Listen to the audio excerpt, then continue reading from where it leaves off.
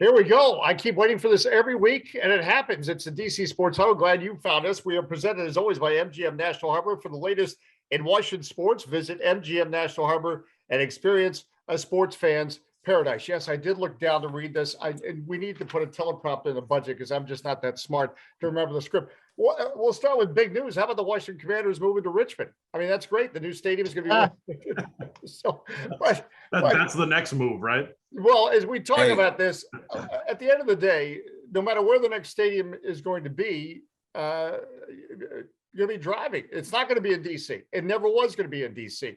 I was at the 50th anniversary of RFK Stadium, where Vincent Gray and everybody got up there and with all good intentions, and we're going to get Washington back in DC, and we're going to start with the training camp.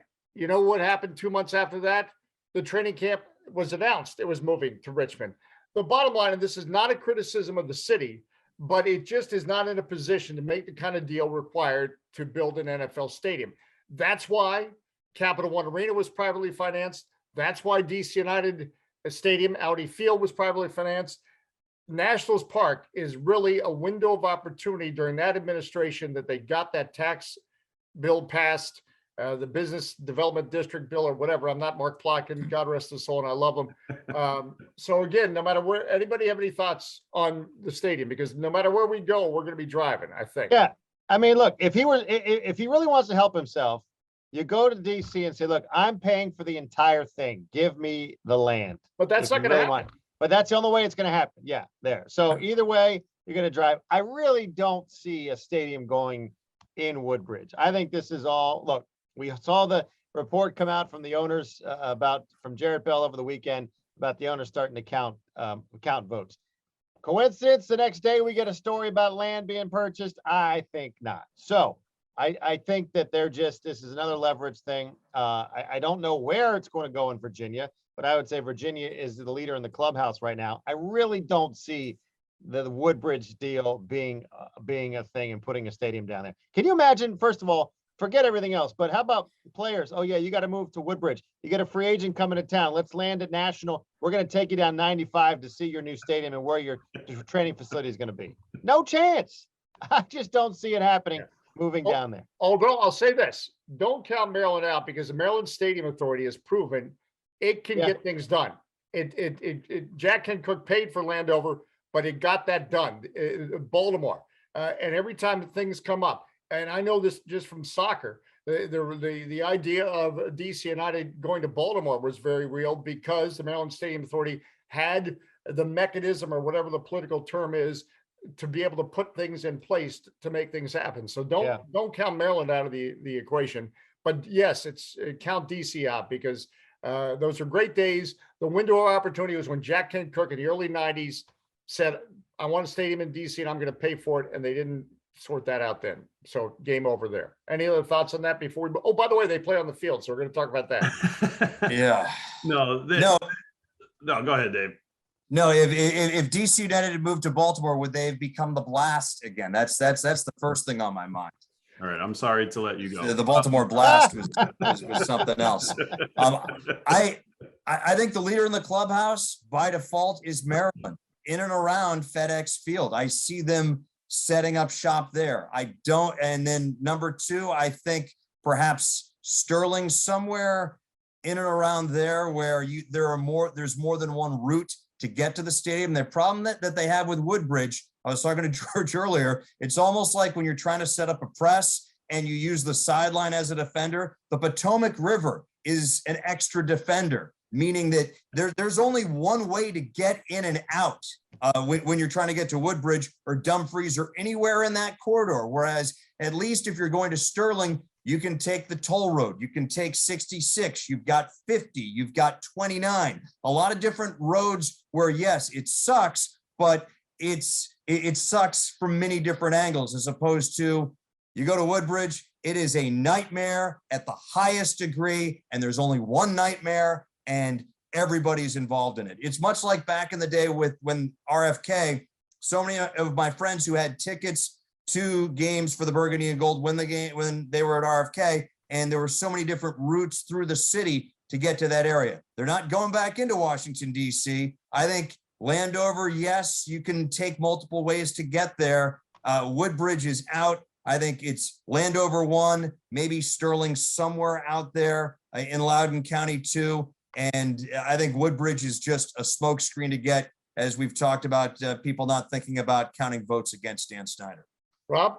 Well, first of all, way to steal my thunder as the resident traffic reporter. If there's anybody who can describe for you the reasons why Maryland is a better location for a stadium than Virginia, it's me. Because look, my biggest complaint has always been in Virginia, if the traffic sucks on 95, you're just stuck on 95. Ditto for 66. In Maryland, if the traffic sucks on 95, you got and I wouldn't suggest the BW Parkway, but that is an option. You have 29, you have Route 1, which isn't as bad as Route 1 in Virginia because there's more lights on Route 1 in Virginia. 270 sucks. Okay, you got 355. You can probably work your way through some of the neighborhood roads like River Road and the such over Georgia's neighborhood. So I would say that keeping it in Maryland is probably, yes, the preferred option. The thing that drives me crazy, though, is just seeing the reaction from Commander's Twitter, if I can call it that yet, is that everybody's like, oh, well, it was in Maryland for so long. Like, it's okay if it's in Virginia. Okay, well, it's in Maryland 4 miles over the border to DC. It's inside the Beltway. To me, that's still DC adjacent, if nothing else. Moving it to Woodbridge is the equivalent of moving it to Germantown. Right. You wouldn't put a stadium in Germantown, Maryland. So that's the thing. Have a stadium closer to DC. I don't care what jurisdiction it's in. We call it the DMV for a reason, because basically inside the Beltway, for all intents and purposes, it's all the same. So keep it inside the Beltway. Landover, to me, the biggest issue I've had with FedEx Field is that there should be direct metro access to a stadium in a metropolitan area. If we're not going to get that regardless, keep it in Landover, knock over what's there now, put a stadium up next to it like we've seen a million times in other places, and that's the way to do it. So yes, I would not count Maryland out. Virginia is coming hot and heavy for it because at this point, Virginia is probably the stronger, where the fan base is strongest at this particular point in time. Well, and Metro is such a key. Capital One Arena, the stats are off the chart. The number of people that use Metro and the litmus test on that is you could be driving on 6th Street and it's only a half hour before tip off or puck drop. And it's not a jam because people have used Metro. Now getting out's a different story because they're always leaving parking garages at the same time, right? But it's not the traffic hassle you would think in downtown. Quick question. Does Dan Snyder, is he still around to see the opening of a new stadium? We'll start with you, Rob. I'm going to say no, but this is not going to be as easy as people think. You have to think about, there's a lot of people who stay in bad marriages because it's just so hard to get out of it. And that's exactly what the NFL is doing right now. It's Snyder's not going to go away quietly, and everybody likes to conflate this with the situation in Carolina when that owner was going on the way out. Well, this was not Donald Sterling. He basically made it easy for the league to move on from him. Dan Snyder's not going to do that. So the league is bracing for what they know is going to be a protracted battle in court and all of that. And they have to cross their T's and dot their I's. So I think he's not going to be around because the new stadium is going to be 2027, I believe, is when they're able to do that. So I think this is going to be a couple-year process by the time Snyder's out, but I think he will be out. Yes or no, Dave? I think he's in. I think there are enough other owners with enough skeletons in their closet that they don't want to make it easy. They do not want to set a precedent of removing an owner. And as Rob was spot on, yes, as the Carolina example, but Jerry Richardson made things very easy for the process to move down the river, so to speak. I see Dan Snyder, whether it's with his attorneys, whether it's him looking in the eyes of other owners saying, okay, I've done A, B, and C, but you have X, Y, Z, on your plate that we can bring out and about. And I think there are enough other owners who don't want to make it easy to lose their spot in perhaps the most exclusive club in the entire world. Yes, the U.S. Senate has been called the most exclusive club, but you only get a 6-year term. and you don't make boatloads of money. Like at least not our senators here. Not Like you do in legally. the NFL. Right. Yeah, you just opened a whole nother can of worms. Anyway, Sorry. I've never. Anyway, senators live well though in our country, but that's it. They do. They work hard. They keep giving themselves raises, which is a good thing. George, yes or no? I don't think so. I think you're going to see a lot once this report comes out. How about this? If the investigation comes out and he was skimming off the top and taking money from the other owners, then that's it. Like, I mean, I understand all the other everything else about you don't want to blow the whistle on one of your own because they're going to come searching in your backyard too, in your closet. I totally get that. But if you start stealing from the other guys, I mean, you're a made guy, you're an owner. It's a very elite group. I get it. But if you're taking money from somebody, and then on top of that, the other stuff that's going on, then I think you're going to have an issue there. If the report comes back and he wasn't taking money and stealing, then I think I don't think they're going to remove him. I think, but if it comes down to the two books and the taking money, if that stuff is true, then I think, yes, I think he's going to have an issue. It's just like Al Capone. They got him for tax evasion. Right. That Well, wasn't even the tip of the iceberg in terms of the worst stuff that he did. So, I mean, yeah, that's going to be the Trojan horse, I guess, to get. Al Capone had some parking tickets as well, so there are other issues that he had to deal with. By the way, real fast. So real quick, I want everybody to think about this. So Dan Snyder's taking a step back from day-to-day operations, which by the way is not true. Fine. Right. But to work on the stadium deal. So he takes a step back, he starts working on the stadium deal, and we get Woodbridge. Congratulations. That's exactly how this whole thing is going. Hey, no, Well- I think George addressing the, skimming off the top from other owners. I think if that becomes an issue, Dan Snyder goes into full attack mode and says, all right, open your books. There are two things that NFL owners do not want. They don't want to pay players a penny more than they have to, and they don't want anybody to know their business. They don't want anyone to know where their money is coming from or where their money is coming in.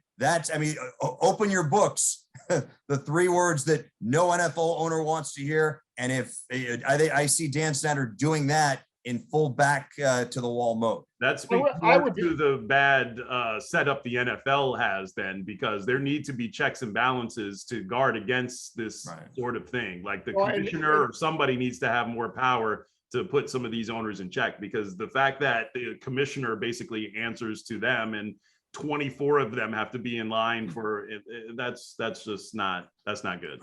I'm not going to be judge and jury on whether Dan Snyder, how he ran the financial part of it, did something wrong. I'll say this: I would be very surprised if there were somehow two set of books or some financial shenanigans going on, because the Players Association in all sports wants to make sure they're getting their fair share, and they should.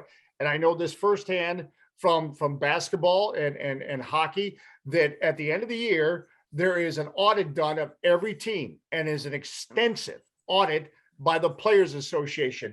And they want to see exactly, all right, how many tickets did you sell? You can only have a certain number of comp tickets, because the players will say, all right, those are tickets you could have sold, even if you couldn't have sold them, let's say. But to the answer why you don't just paper the house with 1,000 free tickets is because the Players Union is going to say, no, wait a minute, that you could have sold that. I have to believe there's a similar watchdog situation, because the salary cap, unless I'm missing something, is based on revenue. And so they're going to take a look at this for all teams. Where it does get confusing, and where I think some of the allegation comes from, the financial shenanigans, a lot of these NFL stadiums, needless to say, have multiple events and multiple uses. And I mean, Jerry's World, the Cowboy Stadium, so how do you divide up that ticket revenue with personal seat licenses and all that kind of stuff? That's an accounting nightmare. So to get to the question I asked, the key will be if they can approve some financial shenanigans, he doesn't make it to the opening of a new stadium. But unless they come up with something that violates NFL rule, he will still be around, because he's got as many lawyers as the NFL has. Oh, by the way, they're on the field. George, what are you seeing? Well, we see lots of shorts and T-shirts out there, and some helmets, but Not a lot of pads. and not pads at all. Look, you can't tell anything from OTAs, and but I will tell you this. What do you mean? Carson, Wait. I saw somebody write that we're going to have the best offense in the world now. Yeah, and and it's like when somebody asks you, how did Carson Wentz look? Well, fine, great.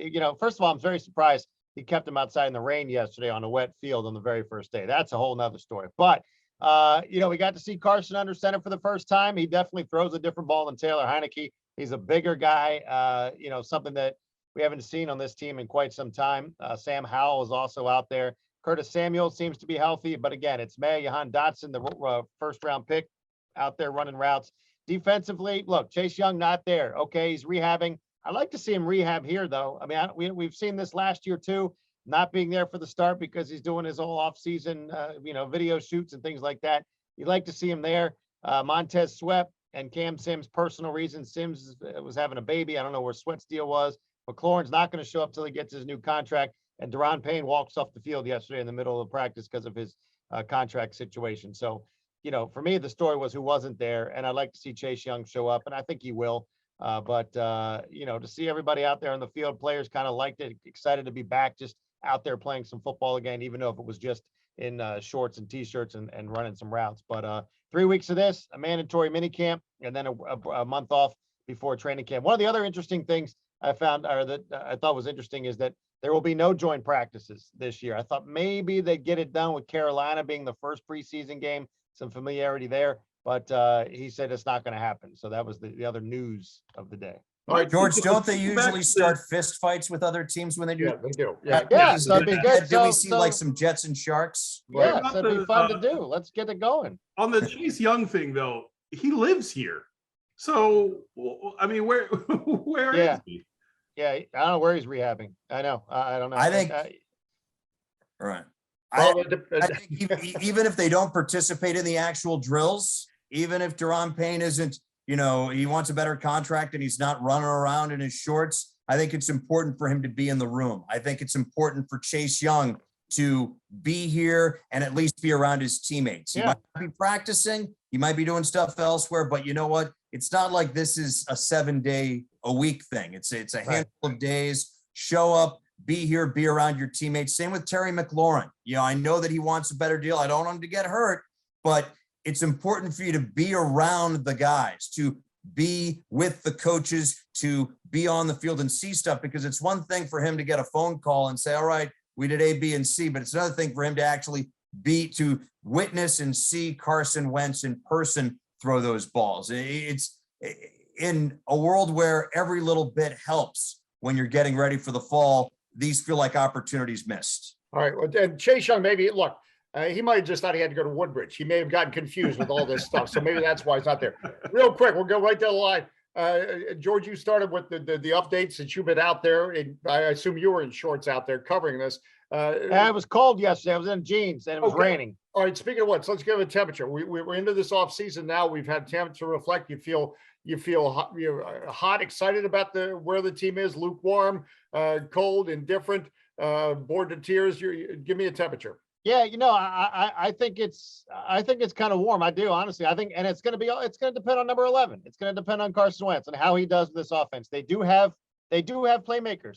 There's no secret. Defense has playmakers. The entire secondary is coming back for the first time in a while. That's still intact. You are missing some guys up front that you lost, including Matt Ioannidis, and Tim Settle. But his defense is still strong. Offense has playmakers. It's going to depend for me on what number 11 does. Dave, temperature. Overcast with smatterings of rain until they prove That's what it was yesterday against Jacksonville. I'm gonna be questioning them the entire way. Yes, Carson Wentz, potential upgrade. Yes, secondary's back. Yes, they have a lot of new pieces that are really gonna look impressive in practice and in training camp. But until they suit up against real NFL teams, I have no reason to think that they'll be better than last year or the year before, a pair of 7-win clubs. Rob, temperature. It's overcast, and I'm trying to decide if I should wear a jacket or not. It's like that little in-between sort of temperature, because here's the thing. I understand Carson Wentz has an arm and, all of this. Yeah, so did Jeff George, but that doesn't mean that he was a franchise quarterback.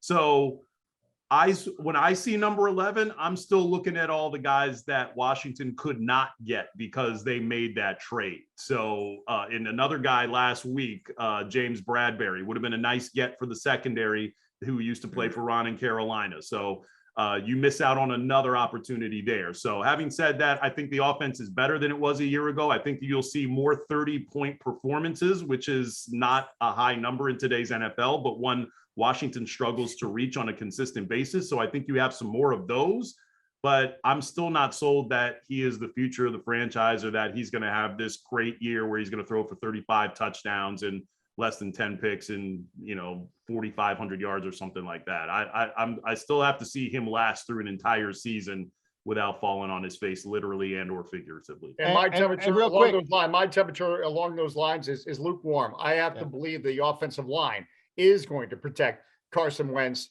And to me, that will be the key. So right now it's lukewarm. Running out of time, we're audible at the line of scrimmage. Before you have to go, George, any topic you want to throw out there? Yeah, let's give it up for the Maryland men's and women's lacrosse teams going to the Final Four again. Both teams, the men #1 in the country, avenging last year's loss to UVA last weekend. The Maryland women on a roll too. Let's have a good weekend in College Park. And then the baseball team also highest ranking in school history. Big Ten tournament coming up this weekend. Wow, good Thanks for things your at College time. Park. Dave Preston? Causes for concern and causes for confidence with the Nationals. Causes for concern, the starting pitching that can't get guys into the 6th inning. That is not ideal. That is how you burn a bullpen. But causes for confidence, Steven Strasburg, Joe Ross, both pitched rehab starts Tuesday evening. Strasburg in Fredericksburg, Joe Ross up in Harrisburg. Hopefully those guys will be back by the All-Star break. Who knows? But it's tough to win when, in effect, you're pitching your 6th and 7th best starters in your organization every 5th day. All right, Dave, Rob, you got the best shirt of the day on for us. So you get the final word. Other Dave. Yeah, so I'm going to stick with the NFL. The owners meetings going on now. They're expanding the Rooney Rule now to include having to interview minorities for quarterback coach positions. As we all know, that is very much a feeder position into head coaching positions nowadays. I'm hoping that this is going to be something that improves the numbers among minority head coaches in the NFL.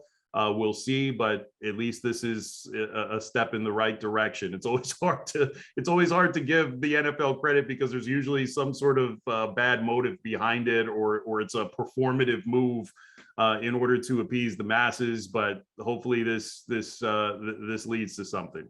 May 25th, 2022, whatever the date is. I'm going to call it the Mystics win another WNBA title. And I hope we appreciate Mike Tebow for what he continues to do for this franchise, how he puts together a roster. It's more than Elena Deladon.